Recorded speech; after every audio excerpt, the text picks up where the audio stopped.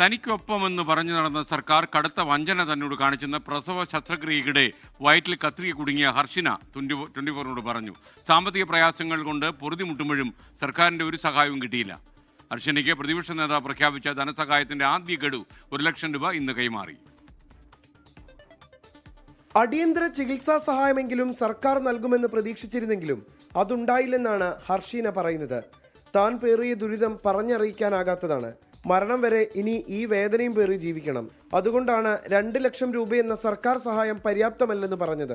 കൊടും വഞ്ചന തന്നോട് സർക്കാർ കാണിച്ചെന്ന് ഹർഷീന. സർക്കാർ വർഷങ്ങളായിട്ട് 15 ദിവസത്തിനുള്ളിൽ പരിഹാരം പറഞ്ഞു പോയതാണ് ആരോഗ്യമന്ത്രി. അപ്പോൾ അത്രയും നമ്മൾ പ്രതീക്ഷിച്ചിട്ടുണ്ടായിരുന്നു ഇതിനൊരു പരിഹാരം ഉണ്ടാകും. കാരണം അത്രയും വലിയൊരു ഇതാണല്ലോ സംഭവിച്ചിട്ടുള്ളത്. അപ്പോൾ പക്ഷേ നമ്മളിങ്ങനെ കാത്തു നിൽക്കുക എന്നല്ലാണ്ട് വാക്കുകളിൽ മാത്രം ഹർഷിനൻ്റെ കൂടെയാണ് സർക്കാരും ആരോഗ്യവകുപ്പും ആരോഗ്യമന്ത്രിയും ഒക്കെ. ഗവൺമെൻറ്റിനോട് നമ്മൾ നിരന്തരം ആവശ്യപ്പെട്ട ഒരു ചികിത്സാ സഹായമെങ്കിലും അടിയന്തരമായിട്ട് നമുക്ക് വേണമെന്നുള്ളത്. സെക്രട്ടേറിയറ്റ് സമരത്തിനിടെ ഹർഷീനയ്ക്ക് പ്രതിപക്ഷ നേതാവ് പ്രഖ്യാപിച്ച ധനസഹായം ഇന്ന് DCC ഓഫീസിൽ വെച്ച് നൽകി. ആദ്യ ഗഡുവായ 1 ലക്ഷം രൂപയാണ് കൈമാറിയത്. 24 കോഴിക്കോട്.